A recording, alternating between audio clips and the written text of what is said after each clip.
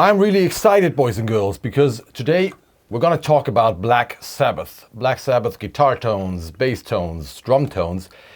And I'm going to get some first-hand information straight from the horse's mouth, so to say. Mm-hmm. Because I got the man here who engineered my favorite sounding Black Sabbath album. But before I tell you more, let's say hello to Mike Exeter. How you doing? Hello. Great, thank you. How are you? Lovely to be here. Right. Have you been to NAMM as well? Yes. We haven't met at NAMM, right? No. We just met last week We at met Sunset? yeah, we were at Sunset, yeah. A whole week ago. Actually, no, 5 days ago.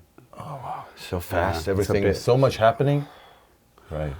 We're going to be jaded by the end of this. Yeah. We're so tired. But.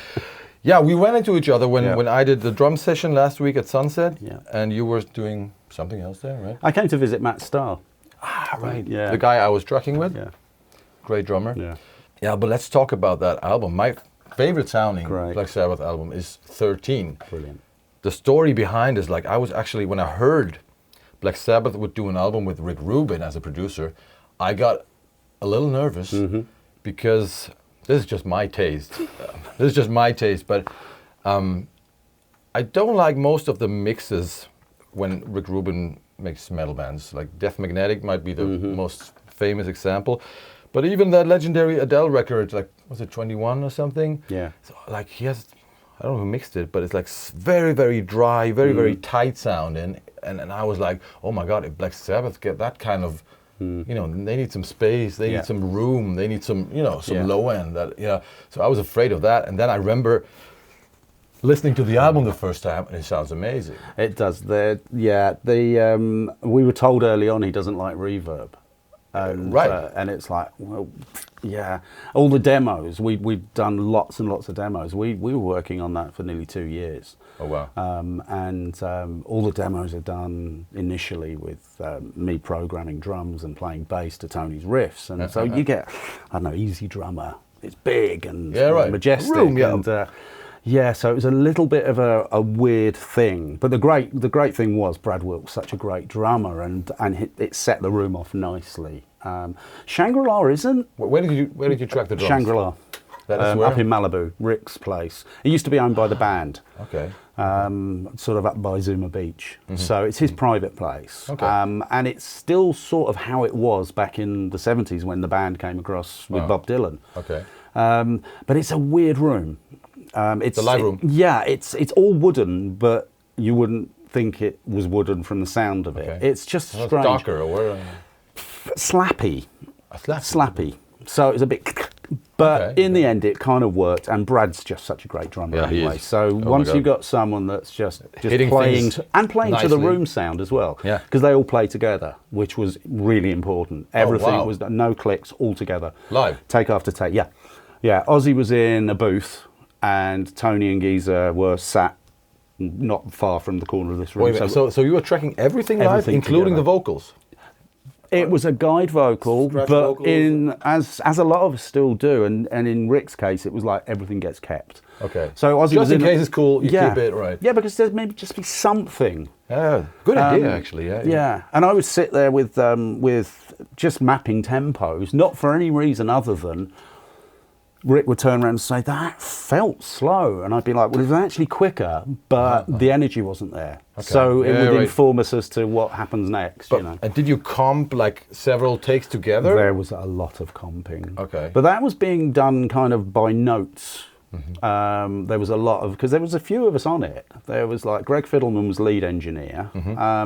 And then there was me sort of liaising and doing lots of the guitar and bass stuff. But you had done the pre-production with them, right? So you knew the songs? Oh, yeah. I mean, some of the demos dated back to when we were working with Dio in 2008. So there was stuff that was Heaven and had the Heaven and Hell, Devil You Know album. Right. So there was a lot of work had gone into it. So by the time the band were together, it was a good place to be. You know, it was like, let's get them playing and let's just go for takes. Okay. And it was great. It was great. And the whole recording process, how long did that take? Like, So probably Tony and I were having to go back to England every 6 weeks because he'd come out of a cancer diagnosis and treatment.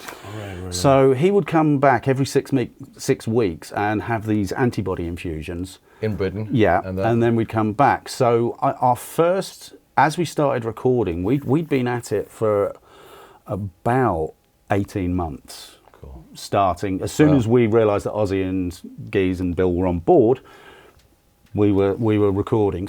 We were working. And did the sound change like over the time? It did mainly because we were sort of continuing from the Heaven and Hell vibe, and then Rick sat them all down and said, "Imagine none of that had ever happened, and you were following." Whatever the first album was, I can't remember if it was Paranoid first album or Black Sabbath? Black Sabbath. So follow that. Same year, I think. Yeah, so follow that. See, I'm not a Sabbath fan. Follow that. So everything was taken off the table then. It was like we go back to what it was like. And it's great because they can do that. But I'm so impressed that that's a live recording. That is so cool. Without a click, just like... And there's a song, which is the long one, because the name's changed. There's a long solo, Age of Reason. Long track. The guitar solo is Tony on the floor playing. Wow. So he'd be like, well, I like to work out my solos. But they went into this extended jam. It was always there. But Rick was like, give it a go. Tony played this solo. And he and I would travel back to Santa Monica every night together. And he was like, to stuff. No, we didn't listen. Okay, but because I assume you ended up with like gigabytes, terabytes of material. Yeah, but right? it was all being sifted through. As I say, there was a team of us. I'm trying to think of the guy who was doing a lot of the editing.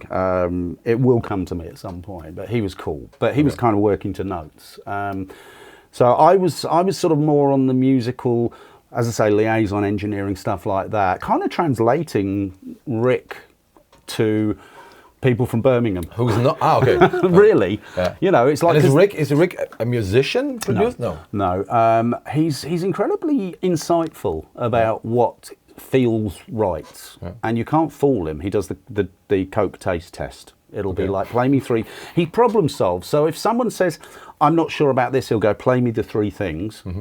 And he'll keep picking them. And reverse the order, come back a week later, he'll still pick the same one. So he's very insightful, but he leaves more from a audience, from a listener, not a musician kind of very much perspective. So. A lot about vibes and things like that. And he was present all the time. He doesn't turn up when he doesn't feel he's needed. So that's what people tell you. People say. And people can be a bit cruel about it. Because it's like, he doesn't need to be there when Tony's doubling guitars. Which is correct. Why would he tell Tony what to do then? Right. So there's almost like he puts teams together, he chooses the right people, and make sure everything works, and then he shows up whenever he's needed. And I came as part of a package because I'd been involved in all of this. I held the project together. I produced the Heaven and Hell record, so it was like as part of a bigger thing. You were like the link. The linchpin, right. Yeah. Okay. But now let's get a little nerdy. Go on then. Guitar tones. Yes. I assume it was all Laney. Gibson, yes, it was. Yeah. Gibson, Laney. It was. It's not always Gibson. It can sometimes be the JDs. So Tony uses his original JD, John Diggins from Birmingham. He's got a guitar called the Old Boy, which is kind of his Brian May Red Special. Okay. He's had this guitar with him all his life, except for the first probably 2 or 3 years. And this thing is battered. That's his main guitar, and it would go. It was quite funny because he'd actually just developed an amp with Laney. We'd had his old signature.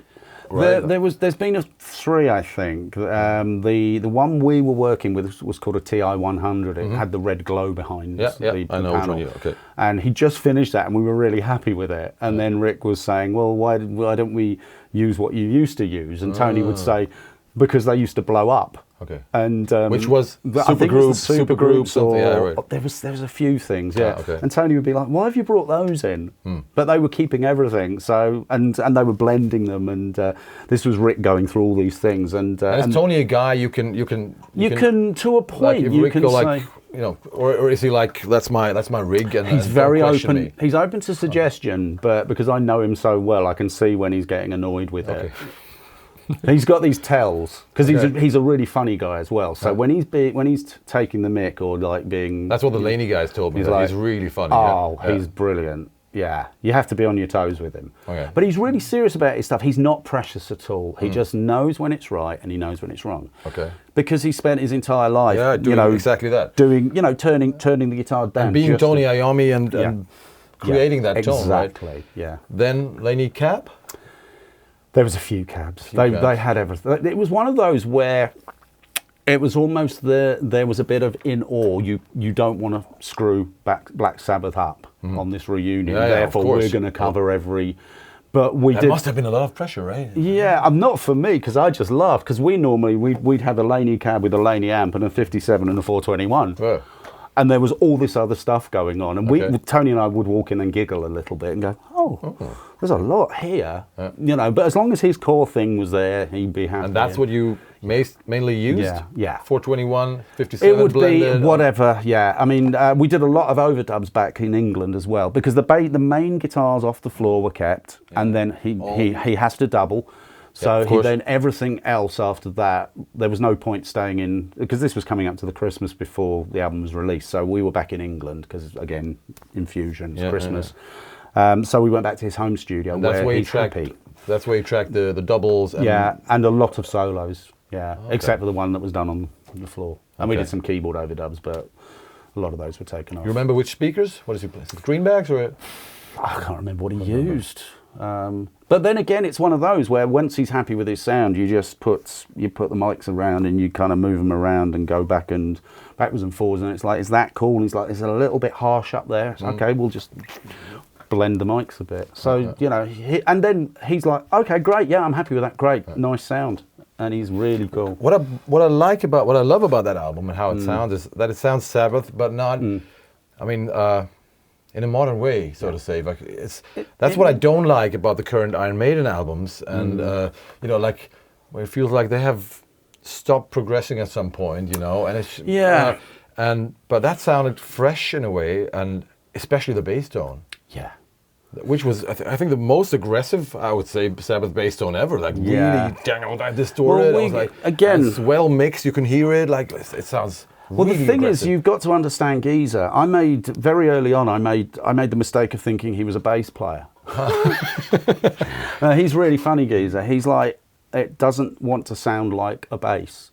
It needs kind of like Lemmy in a way, right? Yeah, it's got to sound aggressive. There's got to be bass in it, but it's got to sound like, because he plays with fingers. So to get that aggressive sound, so he got quite into it. He was like, yes, this is starting to sound really good. I'm going to go into my storage and pick some stuff. So he had a really old vintage Ampeg head, 8x10, and then there was all these other things that were being brought in. Like pedals No, things like the, I wish I could remember the name. I think it was a Dark Glass, but maybe not. Oh, really? Oh, no, Evil Twin. It was the Evil Twin. Oh, wow. There was an Evil Twin in there, and it was the Evil Twin and mainly his Ampeg, and then a lot of other stuff. It's a quite modern bass tone. I love it. But then he was, again, because Rick does that thing sometimes of like, I want you to use the original instruments, and Geezer's like, so he brought in a Nash, which looked original. Bill Nash makes new guitars and distresses them. And Geezer loves this. And you've got to, it's like, you give a musician something they're not into, they're not going to play. No. So it's like, I want to hear the sound, I'm comfortable with this bass. Because Geezer's nervous as well. So the fact they're all playing together,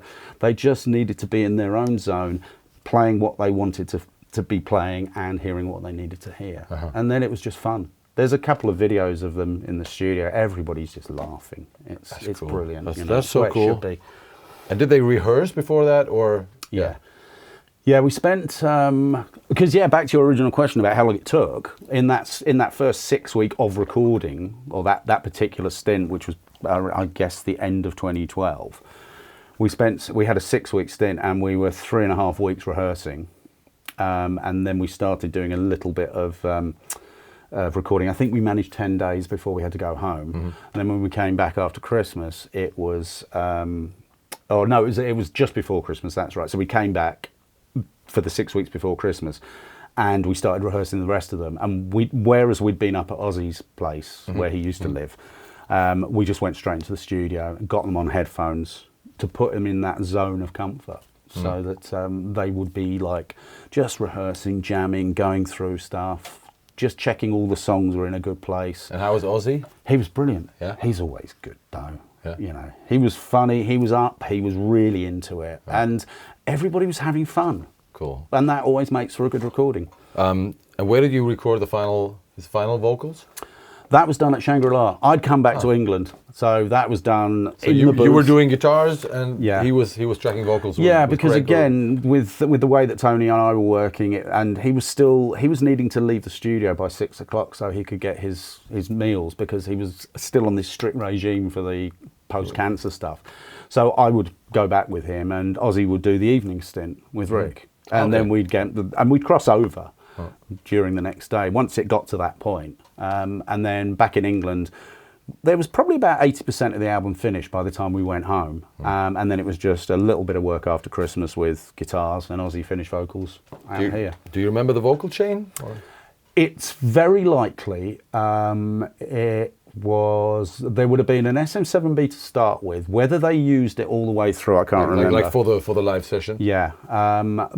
There was probably a C12 or a 67, and then it went through a 1073, LA2A, 1176. The usual setup. Yeah. Right. How great is that? Yeah. So everybody, please check out that album. It's for me, it's like they managed to bring the old Sabbath vibe into the 2000s. No, when was it? 2013 or something? No. Yeah, it was 10 years ago. Yeah. Amazing sounding album, and good songs as well. There's some interesting, as I said, there's some footage. I think there's 4 short mini documentaries on YouTube. I'm going to watch them right now. Yeah, you should put a link to it. Right, I'll put a link down there, and we have to stop talking because I have to watch that now. Thank you very much. Absolute that was pleasure. so cool. No so Black Sabbath, the man. Thanks for watching. I see you in hell, motherfuckers. Bye bye.